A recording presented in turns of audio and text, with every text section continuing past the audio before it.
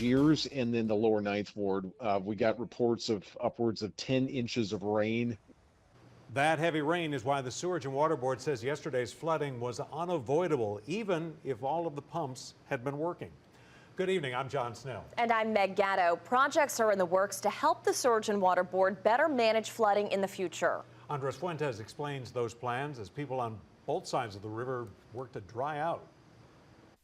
Some lingering debris outside and a wet floor sign inside are all that remained of Monday's 7-inch floodwaters at J&K Bar in Algiers. We've never had it like that in probably like 30 years. Owner Neil Dugas says it took hours to get things cleaned up after Monday's heavy downpours overwhelmed the drainage system. Even firefighters stationed a few blocks away on General Meyer saw flooding, throwing out all of their water-damaged furniture on Tuesday. Nature's going to take its course no matter what we want to do. And while cars stalled out on flooded roads, the firefighters say it didn't stop them. No hiccups in response or response times. The Sewage and Water Board says Turbine 4 was down during Monday's floods, as were 4 pumps, one in Algiers, one in New Orleans East, and 2 in Venetian Isles. They'd been down since last month. And an electrical issue caused pumps in the lower Ninth Ward to go out during the flooding.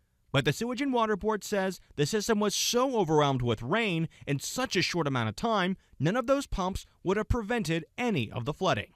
And the question that we kept on hearing over and over again during our time here on the West Bank is, what is the Sewage and Water Board doing to prevent flooding like we saw this past Monday? Officials say the utility's new Energy Power Complex is on track to open before hurricane season this year.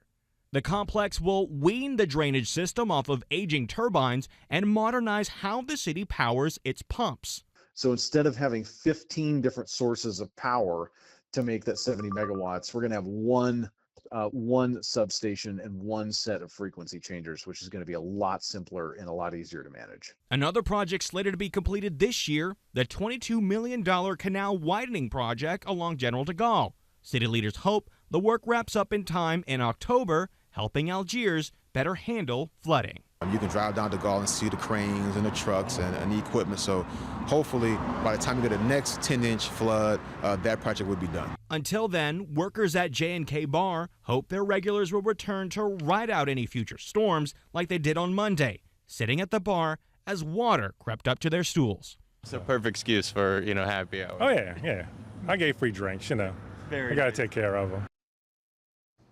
And an $8 million catch basin contract will kick in next month to help the Sewage and Water Board clean out drains. The utility has already cleaned out just 1% of the system this year, removing about 500,000 pounds of debris.